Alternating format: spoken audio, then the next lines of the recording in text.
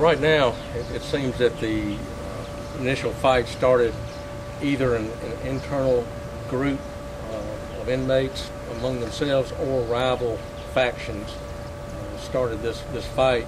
Once it got started, it just spread like wildfire across the whole grounds out there, and it just happened so fast that a lot of the guards were overtaken, and some of them were taken as hostages, and some of them got to safe places that were able to lock themselves in. The core group that was a problem probably numbered in around 300 ballpark figure. Of course, there's about 2,500 inmates there, so that tells you that's just a small portion actually of the total inmate population that was a problem. And yeah, there are gangs. There are many different gangs because you've got many different countries that are in there. So obviously there are gangs, and some of them are violent. They have their own hierarchies in prison, just like they do on the streets. Mm-hmm. And CCA is from what I can understand or gather from our meetings, they classify these people. They keep a lot of intelligence on them inside, but there's just no way to stop these things once they happen like this.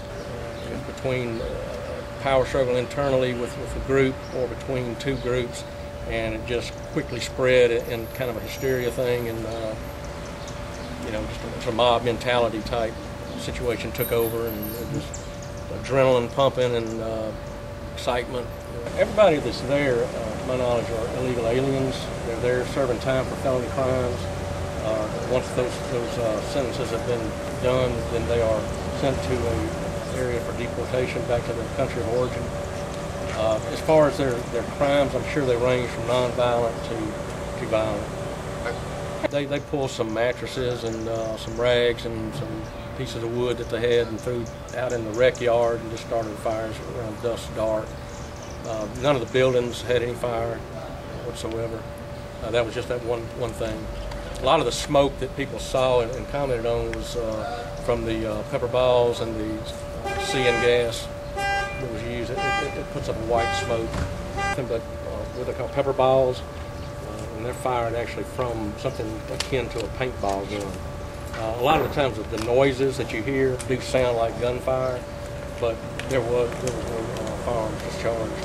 The only inmates that I know of, there were 4 injuries that required, I think, a trip to the emergency room. I don't think anybody was admitted. They have their own infirmary, and they have a great medical situation in there. It's a really nice area. So if anybody was required for a long term, it would be probably in that infirmary. I think the last 3 inmates that were brought out that were injured were from injuries from other inmates. A stab wound, I think there was maybe some broken ribs and a concussion, but that was going to be from probably other inmates. Well, obviously we have good relations with CCA. We meet quarterly with them. We talk about training. They're equipped and they have their people that are able to go in and quell these type things. The Mississippi Highway Patrol's SRT unit came in, we requested, and they came in.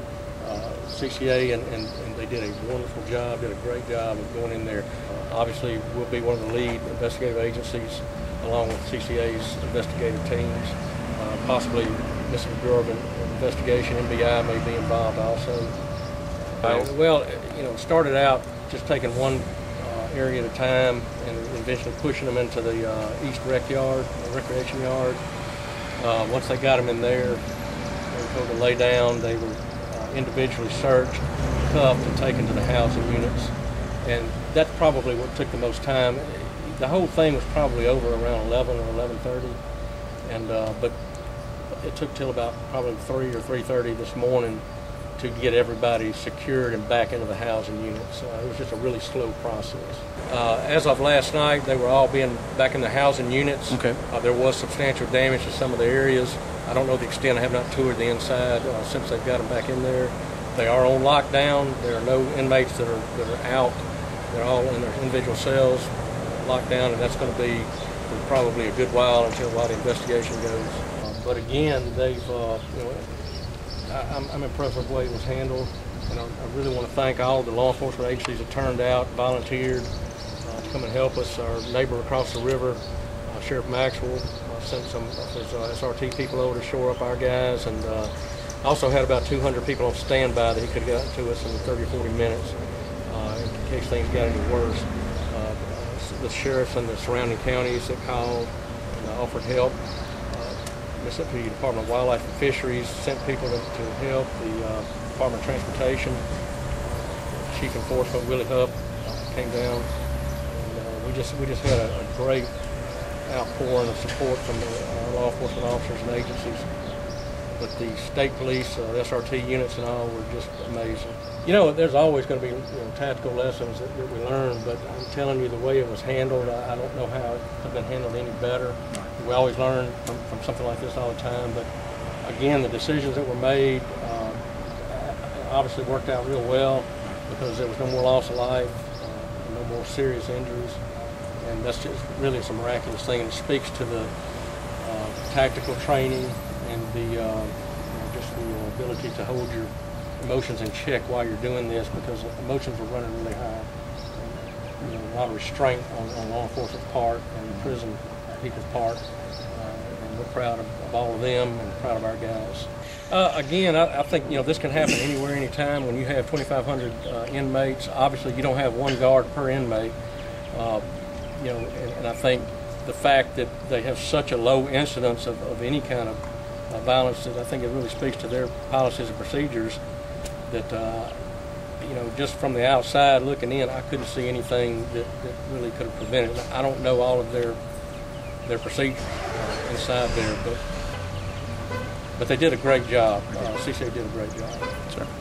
Well, the only thing, of course, from the very beginning, the thing that concerned us was our citizens being afraid that people had gotten out, and there were rumors running that they were loose on several roads, and there have been shots fired and people down, and I tried to stay in contact with our local media to quell any of those rumors as it went on, assuring them time after time that no one's gotten out, no one's going to get out. I gave them a word. They had nothing to worry about, but we keep them contained. But we make do with what we have. We've got some brave guys and girls out there that work for us.